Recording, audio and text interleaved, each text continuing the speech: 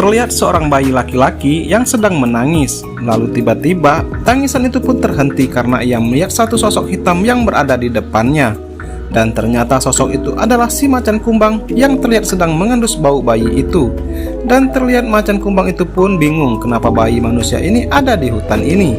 Dan ia mencoba mengamati bayi itu dengan seksama. Tapi bayi itu pun tidak terlihat ketakutan sama sekali saat macan kumbang berada di depannya. Bayi itu tetap bersikap tenang dan seolah tidak peduli dengan binatang buas itu. Dan macan kumbang pun merasa senang melihat tingkah bayi itu.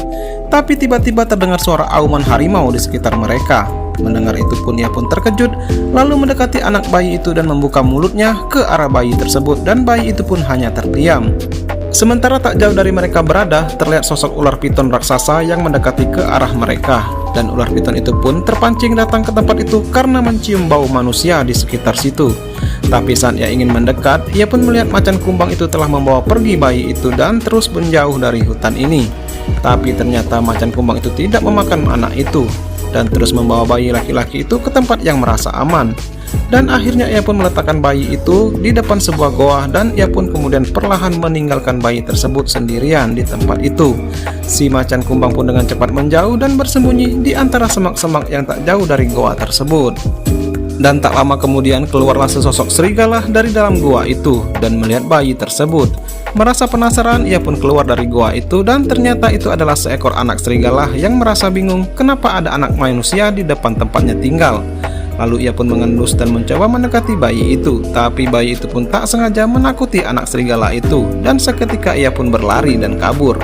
Lalu kemudian terlihat dua ekor serigala yang lebih besar datang menghampiri bayi tersebut. Dan serigala itu pun terkejut karena yang membuat anaknya takut hanyalah seorang anak manusia yang ada di tempat itu. Lagi-lagi bayi itu pun tidak takut sama sekali melihat dua ekor serigala besar yang berada di depannya. Merasa bukan ancaman, serigala jantan pun menjadi tenang dan terus memandang anak bayi itu yang terlihat sendiri tanpa ada rasa takut. Lalu ia pun menoleh ke arah betinanya dengan raut muka heran dan berkata, bagaimana ia bisa ada di sini? Betinanya pun menjawab, tidak tahu. Lalu kemudian serigala betina itu pun mendekati anak laki-laki itu dan menjilatnya. Dan setelah ia memeriksanya, ternyata tidak ada luka di tubuh bayi itu. Dan ia pun bilang kasihan dengannya, ditinggal sendirian.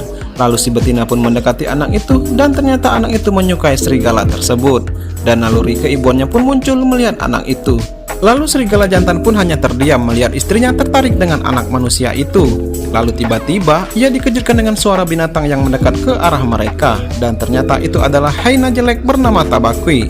Dan terlihat kedua serigala itu tidak senang dengan kehadiran hyena itu, dikarenakan Tabaqui sering membuat keonaran di hutan itu demi memuaskan nafsunya. Lalu Tabaqui pun berkata, aku mencium bau makanan segar di tempat ini.